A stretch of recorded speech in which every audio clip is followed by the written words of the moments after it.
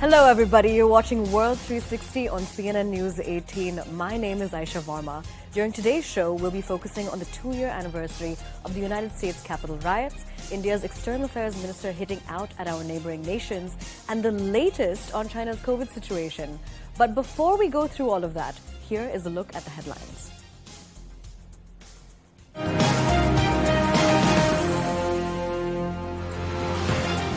External Affairs Minister S.J. has taken a veiled dig at Pakistan once again and called the situation with China an intense challenge. It's been 2 years since the Capitol riots were witnessed in the United States. United States President Joe Biden awards one of the country's highest civilian honors to law enforcement officers, election workers, and others. The World Health Organization has pulled up China for underrepresenting facts and figures. Beijing has also vowed to retaliate against travel curbs imposed on their citizens. India's External Affairs Minister S.J. hit out at neighboring nations Pakistan and China once again. He made the statements while on a trip to Vienna, and like his December statement, he made a veiled dig at Pakistan, calling it the epicenter of terrorism. Speaking out about the situation with China, he said that it was an intense challenge and reiterated that relations between New Delhi and Beijing are not normal. He also added that India will never agree to any attempt to change the line of actual control unilaterally. Listen in. I think epicenter is a very diplomatic word because this is a country which has attacked the Parliament of India some years ago, which attacked the city of Mumbai, which went after hotels and foreign tourists, which every day sends terrorists across the border. If you control your sovereign space, which I believe they do, if the terrorist camps operate in broad daylight in cities with recruitment and financing, can you really tell me that the Pakistani state doesn't know what's going on? We had agreements with China not to mass forces in our border areas. And they have not observed those agreements, which is why we have the currently tense situation that we do. We had an agreement not to unilaterally change the line of control, which they have tried to unilaterally do that. So there is, I think, a perception that we have, which derives directly from our experiences. We have former Ambassador of India, Prabhu Dayal, joining us to give us his expert opinion. Mr. Dayal, after EAM Jaishankar called out Pakistan for being an epicenter of terror, Pakistan Prime Minister Shehbaz Sharif raised the Kashmir issue once again. Why do you think Pakistan always resorts to bringing up Kashmir when confronted about their own involvement in spreading terror? Well, Pakistan raises the Kashmir issue as a diversionary tactic because it is now being increasingly recognized all over the world that Pakistan is the epicenter of terrorism, as the External Affairs Minister put it. Pakistan's involvement in terrorism is something that needs to be highlighted always because there is a tendency on the part of some countries to let Pakistan off the hook. And in this connection, Pakistan uses whatever mechanisms it has at its disposal to get out of the situation where it is confronted with its own evil deeds. Now, Pakistan has been trying to point out that it is not involved in terrorism, that there is an independence of freedom movement in Jammu and Kashmir, which is on account of the wish of the people to have self-determination. But everyone realizes that this is humbug, and that the reality is that Pakistan is abetting terrorism and it is trying to harm India in every manner possible so that we try and negotiate with Pakistan and agree to give away Kashmir, which is something that is their wishful thinking.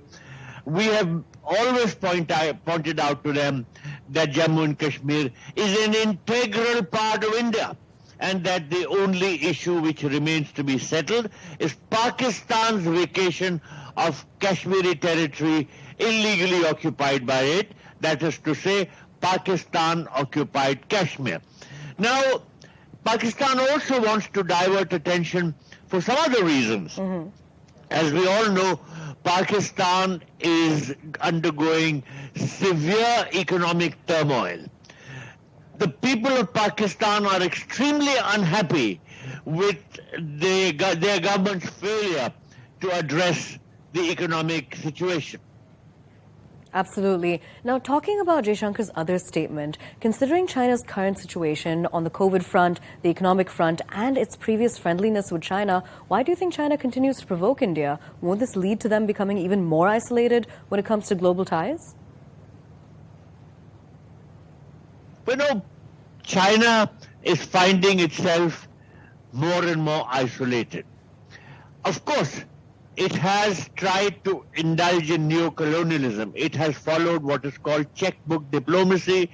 It has given loans to a number of countries, some in our own neighborhood, such as Pakistan and Sri Lanka. And what is happening is that these countries are finding themselves in great economic difficulty. And there is international attention drawn to the fact that China is pursuing a policy where it spreads unhappiness in various countries. At the same time, China has been extremely untransparent. It has lacked transparency in regard to the entire COVID situation. When the epidemic broke out initially, China did not divulge the true facts. And in fact, that is the reason why COVID spread in other countries, because other countries were not able to take preventive steps. It was only when it was beyond doubt that the Chinese accepted that there was an epidemic of this sort, and other countries tried to take preventive measures, but already COVID had spread. Again, the Chinese are doing precisely the same thing. They are hiding the truth, they're hiding the reality, and they are trying to divert attention away from the situation in their own country. So the fact is that there is great mistrust of China.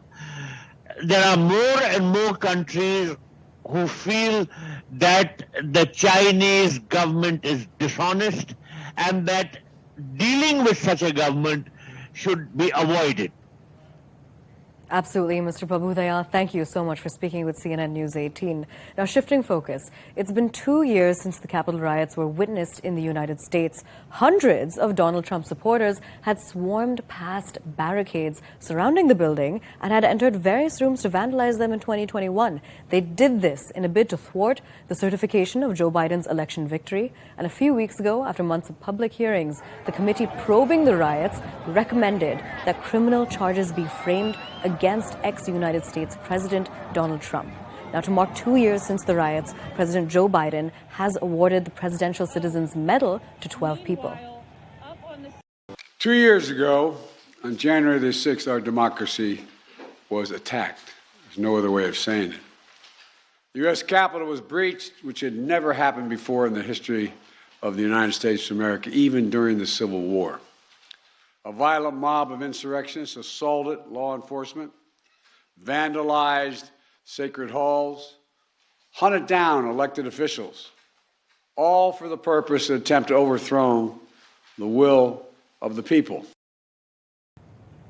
And the World Health Organization has accused China of underrepresenting the severity of its COVID outbreak. The organization has also asked China for more rapid, regular, and reliable data on COVID hospitalizations and deaths. Remember, in the last few weeks, China has reported fewer than 20 deaths from local COVID cases. And this is according to the Chinese CDC. And this is even as the outbreak has overwhelmed hospitals and crematoriums amid an apparent COVID surge in multiple cities. Media reports had even earlier claimed that China was witnessing almost 5,000 deaths on a daily basis. Beijing has vehemently rejected travel restrictions that nations around the world are imposing, saying that some countries' entry restrictions are targeting only China. They lack a scientific basis. We're being joined right now by independent China strategist Andrew K.P. Leung, and he's going to be telling us more about the situation. Andrew, considering the situation in China, why exactly did the government decide to do away with its zero COVID policy?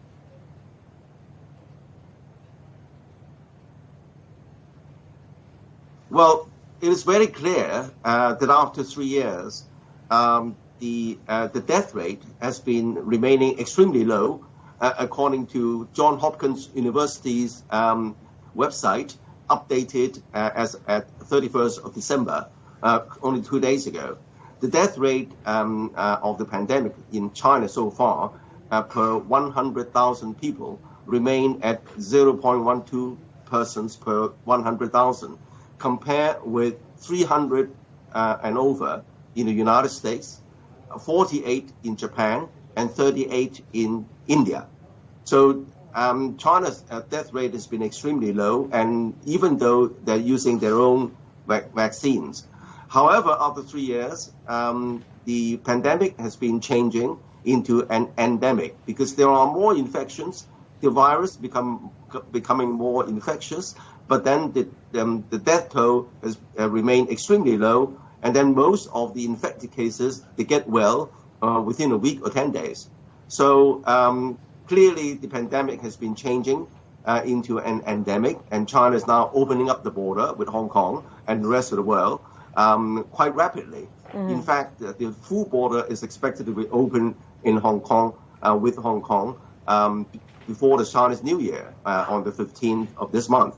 And then, of course, more Chinese tourists are allowed to go abroad, even though they are subject to certain restrictions in overseas airports.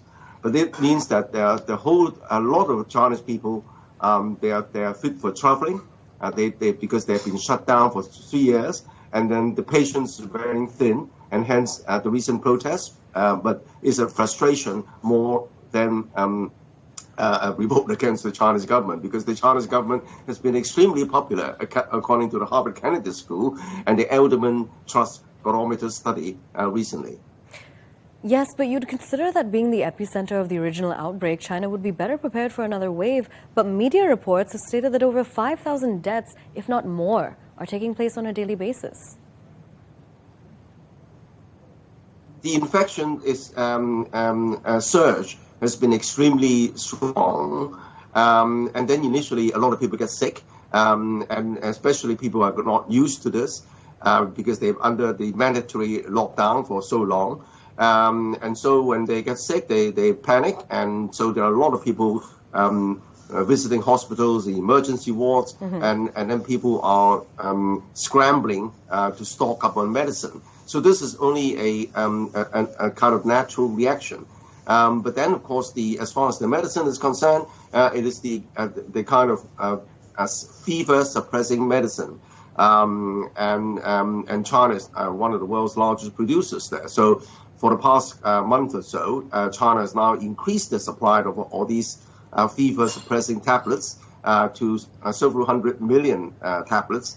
And then also issuing instructions to various local authorities, including the villages, to beef up the kind of treatment facilities. And in fact has also gathered data on the most vulnerable groups, i.e. the elderly people, especially people with long-term ailments, so as to target the treatment to these groups of people to maximize the positive outcome. All right, now beyond this, Beijing has promised to hit back at nations that have imposed travel restrictions on those traveling from China. But isn't it natural for nations to do so to prevent another outbreak like the one that China is witnessing? Well, it's only natural that because of all these sudden surges of infections, a lot of countries are imposing restrictions. But it doesn't mean that they are turning away Chinese tourists, because in fact the Chinese tourists are known to be a high consuming, spenders with deep pockets. So they're welcome in this situation where the world economy is suffering a huge shock with inflation and so on. So they're welcoming Chinese tourists, but it's understandable that they impose certain restrictions requiring Chinese tourists to show a positive, a negative proof that they're not suffering from the pandemic before they're allowed in. So that's understandable. I think a lot of Chinese tourists still want to visit various destinations, because after 3 years, and there is an explosion of this urge to travel and to spend. All right, Mr. Leung, thank you so much for joining us here on CNN News 18. Now, with this, we're shifting focus. More than 180 Rohingya Muslims were rescued in Indonesia last week after drifting at sea for over a month in a broken-down boat with no food, water, or medicine. The Muslim minority group has been attempting the treacherous journey from refugee camps in Bangladesh, where they have resided since fleeing a brutal campaign of killing by Myanmar's military. More than 24 died before their boat was found. And CNN's Paula Hancock spoke with one of the survivors who described their horrific journey in search of a better life. And a warning, some of the images that you're about to see are graphic. Despair and misery etched on every single face. One by one they collapse, emaciated bodies clutching small children, others motionless, seemingly unconscious on an Indonesian beach. They are the Rohingya refugees left adrift on a boat on the open sea, forgotten and ignored, a human tragedy that keeps repeating itself. Hatimon Nessa and her 5-year-old daughter, Ume Salima, were among the 174 to reach Aceh province after 1 month surviving on just 3 days' supply of food and water. She is almost unrecognisable. What happened when you got on the boat? She tells me there was no food, no medicine, no water for all of those days. Only when it rained could we drink rainwater. A few days into the journey, she says the engine broke down. They were stranded in the Andaman Sea. Hatimon Nessa remembers watching a baby girl die after drinking salt water. She says the boat driver jumped overboard in desperation from thirst and hunger and died, leaving his desperate human cargo to drift helplessly, hoping for rescue. On December 18th, more than 3 weeks after setting sail, Hatimon Nessa's brother back in Bangladesh managed to contact the boat, trying to organise a rescue from a local boat in Indonesia.